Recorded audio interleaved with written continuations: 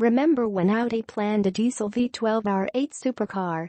Remember 2008?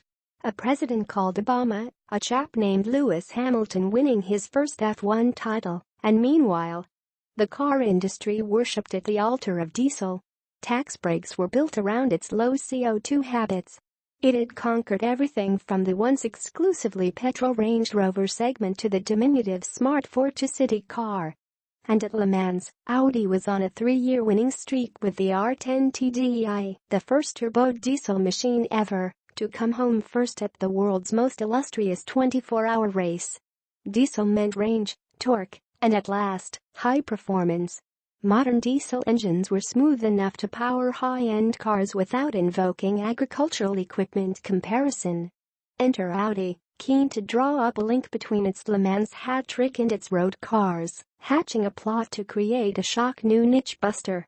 The world's first diesel-powered supercar. Back in 2008, the R8 was new on the scene and continuing to bowl reviewers over with the savage noise of its 4.2-liter naturally aspirated V8, its playful balance. And how darn exotic the thing looked. There was no doubt Audi had made a credible, desirable junior supercar. The ideal platform for diesel to reach new heights of silliness. At the time, the VW Group's flagship diesel was a 5.0-liter V10 TDI that had seen duty in the Volkswagen Touareg. Audi's engineers, keen to one-up the parent brand, had been beavering away on a 6.0-liter, twin-turbo V12 TDI destined for service in an ultimate version of the Q7 4X4. It developed 500 PS 493 bhp, in old money, and a staggering 738 pounds-feet of torque.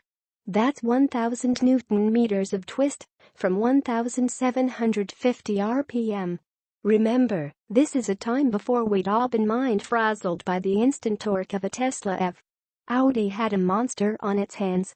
Administering this volcanic engine to an unsuspecting R8 concept car wasn't a dawdle. The V12's block was a lot longer than the V8. So stowage space behind the R8 seats was sacrificed.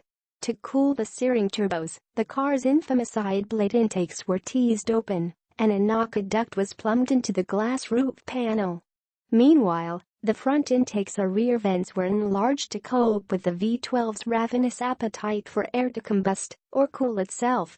Despite weighing 150 kilograms more than a conventional R8, Audi claimed the new Franken diesel could scorch from 0 to 62 miles per hour in 4.2 seconds, half a second faster than the petrol version.